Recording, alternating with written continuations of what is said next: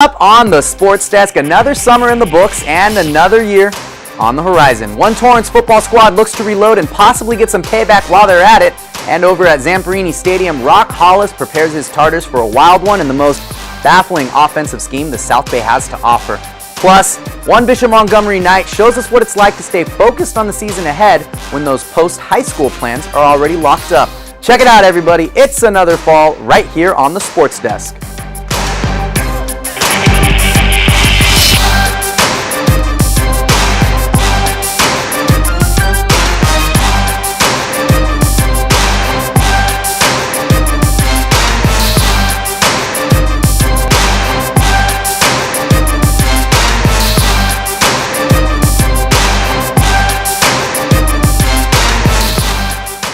Hey there, everybody. Great to see you, Torrance, with us here another week on the Sports Desk. So, we're going to pick up this week exactly where we left you last week. We're running through our previews of the different football squads all over town and what they'll all be bringing to the table in 2013. At El Camino College, the focus is usually on offense. John Featherstone likes to score points, and that's pretty much what the Warriors do. Last week, we learned that's all riding on the troops, rallying behind their new QB. New year, new offense, new energy. The story's different on the other side of the ball, though. Jenny Phillips takes us back to the Warriors now to catch up with some familiar faces and learn how experience is the name of the game on defense this year. After graduating all three starting linebackers, who were also the team's leading tacklers last season, you think that Elko's defense might be in a little bit of trouble this year. Not so fast. They are returning all of their secondary as well as a very strong defensive line, and these guys have worked hard to make sure that it will be impossible to score on them this season. Our defense is looking pretty good this year. We have our defensive line, we have a lot of returners. Our linebackers, they're young, but they're getting a lot of work in. We hit all the time. They just work hard. Our safeties, they all get a lot of recognition. Our defense right now is a little bit ahead of our offense. We have got some football players over there, fast, physical guys. I don't think we necessarily have any weak spots. You guys will see we're actually very talented on defense. I think we're going to have one of the best in the country. And losing those top three tacklers, well, that hasn't fazed this defense, especially the new leaders who've stepped up and made sure the entire team is doing their jobs. We're going to have new leading tacklers this season. That's my personal goal, is to lead the team in tackles, and I know the other 10 people beside me are going to try to do the same thing. All the players are going to just do their roles. We play gap defense. Everybody control their gaps. Everything's going to be taken care of. While the demanding environment of college football may have been tough for the freshmen at first, the older guys have ensured they make a smooth transition in order to contribute on the field. I'm going to say it was rough for them at first. They always, at the beginning, they was always saying, man, I don't want to do this today. I hate practice.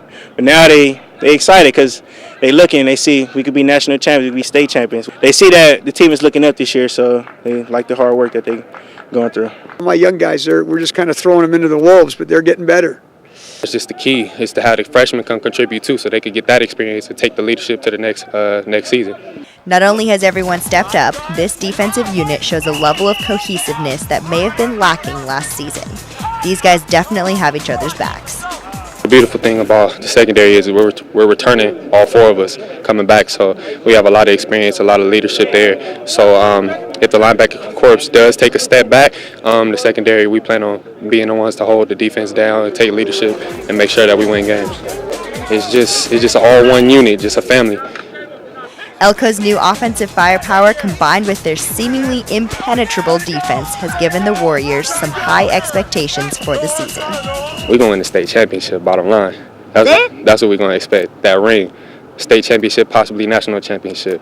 That's all I care about. National championship, all the way.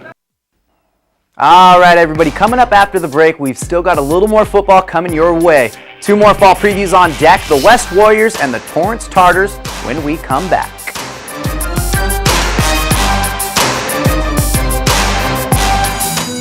Good morning, students, and welcome to Career Day. I hope you're excited to hear about all the great things you can do when you grow up. Hi everyone, I'm Emily. I'm super excited to introduce my dad because he's my hero. When I was little, my dad was away a lot, but I was okay with that because he was doing this really important work driving ambulances in Iraq. Now he's at home, which is great for me because I get to see him every day now. And he's still the biggest hero I know because he tells all the ambulances and the fire engines where to go and rescue people when there's an emergency. I'm so proud of him. He's awesome. He's my dad. If your service-connected disability prevents you from continuing in your civilian career, Voc Rehab offers counseling, training with a living allowance, education, and other services to help prepare you for your next mission.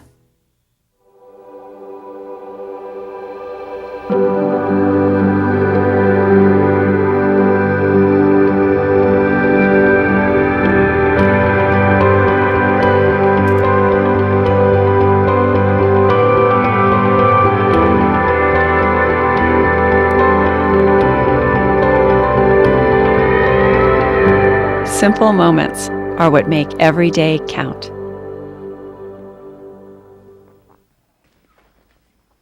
Hey there, South Bay. Welcome back to the Sports Desk. Now, I promised you more football, so no need to waste any time.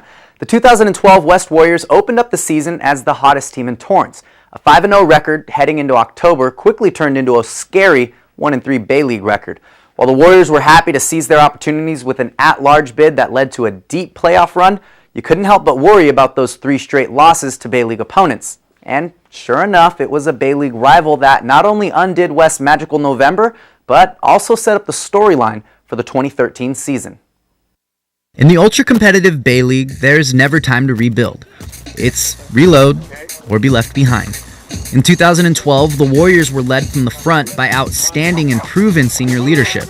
Their starting quarterback, running back, center, and a dominant tight end all gone from that 2012 championship game run. I really just kind of look forward to the team effort that we're going to have to put together this year because we had a lot of standout guys last year. I mean, when you have a 3,000-yarder for a quarterback and then a 2,000-yard running back, those guys are hard to replace. So coming together is going to be very vital for us this year. This season, West High features a roster with more seniors than Coach Greg Holt has ever carried. But throughout that roster full of upperclassmen, very little game time experience. When you don't get 180 guys in your program or whatnot, and you're working with 100 guys, 105 guys, you really got to worry about depth. We got some guys coming back that are quality players, but if some of those guys get hurt, we're going to be searching a little bit. Of course, with the talented group on the West High campus, winning is always an expectation. But when your schedule features Miracosta, PV, and Redondo every season, it's not an automatic. I think our team's very competitive, really good at it, so when it comes down to it, they could be really big, but as long as we stay low and compete, it doesn't really matter. Those teams are just very physical. They play really physical. We just talk about just playing physical, playing up the par with them, and just going at it with them. In 2012, a 49-42 CIF quarterfinals win over Costa was West's first win over the rivals from Manhattan Beach in 6 years. But one giant monkey off their back only seemed to make space for another. 2 losses in one season to PV. The second, clearly the most painful. There's not a day out that doesn't go by where I don't wake up, and think about that night. And a lot of kids haven't beat PV since Pop Warner. That's one thing on my list is beating PV. Really? You haven't beat a lot? At all. Everyone can't wait to play PV again. I mean, a couple tough games last year. They really had our number, but we'll do anything to keep on playing them. So the storyline is laid out for the West Warriors this fall. As always, it's Bay League champs or bust. But don't be mistaken. There is one matchup every Warrior has circled on their calendar. It's in there, but I'm just waiting patiently. I know they're going to come hungry for us too, so it'll be a fun night. Of course, Coach Holt and his Warriors will tell you they won't look past any opponents this season, but this clearly the one they've got circled for payback. October 25th at West High, the anticipated rematch of last year's CIF Southern Section Championship game. The 3-game skid we referred to from 2012 was West's run through the Bay League's toughest. Costa, Redondo, and PV, they have that same stretch this October in consecutive weeks. I asked Craig Nouse how they make it through this year without that midseason hiccup. His answer, pretty simple. Let's not lose those 3 games. So the Warriors know what they have laid out for them and who they have to go through to get what they want. Now, over in the Pioneer League, nobody's exactly up against the same murderer's row of Southern Section powers. But that doesn't mean the Torrance Tartars don't have enough tricks up their sleeve or in their playbook to keep pace with the top dogs. Of all the Torrance programs, Coach Rock Hollis and his double wing T have given the school its own offensive identity and personality that you don't find on any other campus. Tamara Latta has that story. For all you fans who've had the willpower to wait, it's finally back. Friday Night Lights. I'm so excited. I'm so ready for football. It was horrible going through those 3 games and having to watch my team just struggle without me. I'm just ready now, 100%. Ready to show people what I could do.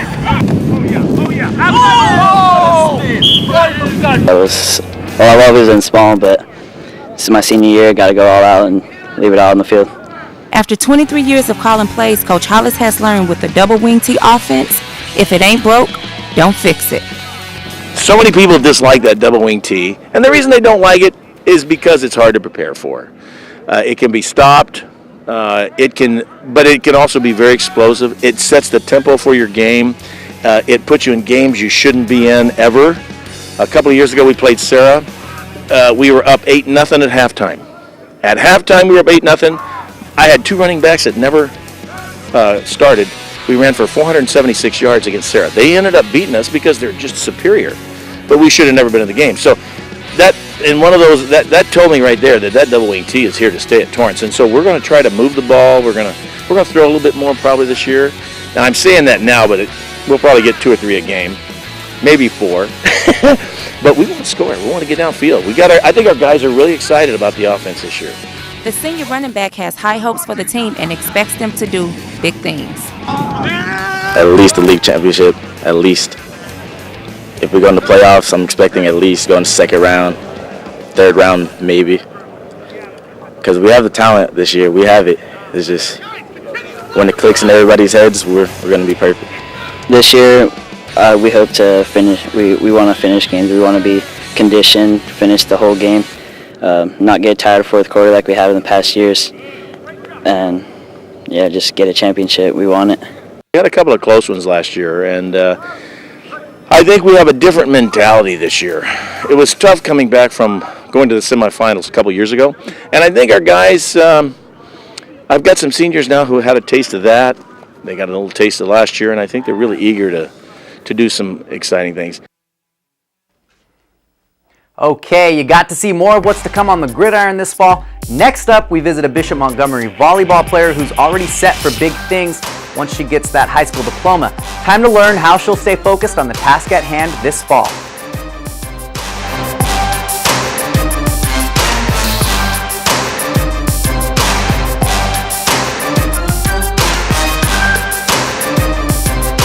Hey, bud. Oh. Where are you headed? Just gonna hang out. It's a school night. With Gary and Todd? Yeah. Not sure about those 2. I've been meaning to ask you. This is tougher than I thought. Is there any drinking going on in this crowd? No. I hope not, because alcohol can lead you to say things and do things that you really wish you hadn't. Isn't this what you're supposed to say? I know. So if any of your buddies ever pressure you to take a drink, just tell them you promised your dad you wouldn't. I'd do anything to keep you safe. Okay, I will. I hope this is working. I promise. Love you too, Dad. They really do hear you. Brian. Yeah? So start the conversation even before they're teenagers. Good idea. For tips on what to say, visit underagedrinking.samhsa.gov. A message from the Substance Abuse and Mental Health Services Administration. Is your body holding you back? Where do you think you're going? I want to go running. Not with that knee, you're not. Your bones and joints can say no at any age. Let's not pick her up. What do you say? Yet a lot of people in pain fight back. Use your head. Save your back. My bride, my rules. And regain their lives. You gotta be kidding me. Whoa. Fight for your mobility. Visit anationinmotion.org. A message from the American Academy of Orthopedic Surgeons. I'll take it from here. Hello and welcome back for one last segment with us on the Sports Desk this week. Real quick, before we get to our last feature of the show, I want to check out the first of our 2013 box scores from the gridiron. I mentioned Redondo High earlier as one of West's tough Bay League opponents.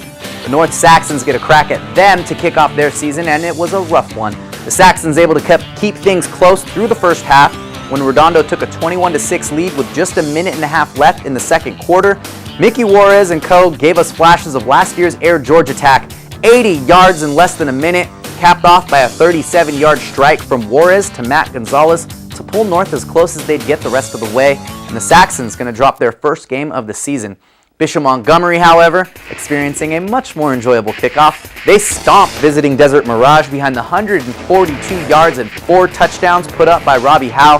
Bishop's 2 offensive leaders, Howe and QB Louis Soto, leading the way. Soto didn't need to do much with his running back carrying the load and sparking a boat race, but he was efficient nonetheless. He completes 64% of his passes, 2 of those touchdowns. So the QB running back combo accounts for 36 of the Knights' 48 points in their season opening rout. And keeping things on the Bishop Montgomery campus, that'll take us to our last feature of the week. Last season, the Knights enjoyed another winning season behind the play of the quiet but powerful Bria Green. Meanwhile, another Bishop stud supported and came through in the clutch when needed. Now, it's Ashley Murray's chance to have Green's spotlight at Bishop Montgomery. Reina Ale introduces us to the athlete the Knights will be leaning on to lead them to a Del Rey League title. Volleyball season is right around the corner, and Bishop Montgomery's senior Ashley Murray has a big year ahead of her. My goals for this year are to keep improving, keep getting better, and get ready for the college level. And I'm hoping that we can get another banner in this gym. In November, Ashley will sign with Long Beach State and will be playing for the 49ers next fall. I definitely wanted to stay close to home and definitely not be too far of a drive away if I ever needed to come home for any reason. I really love the coaches, and I feel like I fit very well on the team and that I would fit very well in the environment and the school. For the past 3 years, Ashley has been considered a silent leader on the court. This year, her role has changed. As a senior, it's kind of weird because I'm not used to having people look up to me and kind of being, I guess, the top dog or whatever. But it's also it's really nice, and I like to be a role model for people. And it also gives yourself a sense of motivation, you want to show these people the things that they can do. Although Coach Featherstone has only coached Ashley for a couple of months now, her athleticism, knowledge of the game, and coachability has made her a huge impact. My biggest concern coming into a situation like that is that sometimes players like that get a little bit cocky and maybe go through the motions their senior year. They're already signed, they already get to go to college. But with Ashley, it was the complete opposite. I mean, she's extremely humble. Stuart and I talk all the time about how great of a player she is to work with. She understands our system, accepts it, and is trying to apply it. We want to establish her passing and get her used to playing all the way around so that she's more valuable for Long Beach State when she goes there. And she's accepted it completely. The Lady Knights are looking to be a powerful force in the South Bay. Their season opener will be Tuesday, September 10th, 7 p.m. at home against Redondo. Okay, it's that time again for a friendly little reminder that we always love to hear from you at CitiCABLE 3. And if you like hearing from us more than just once a week, check us out online. Facebook.com/the SportsDesk TV. You can like our page on Facebook and stay plugged into what's coming up in the week ahead. All right, everybody, that's going to wrap it up for us this week. We will see you next time. Have a good one.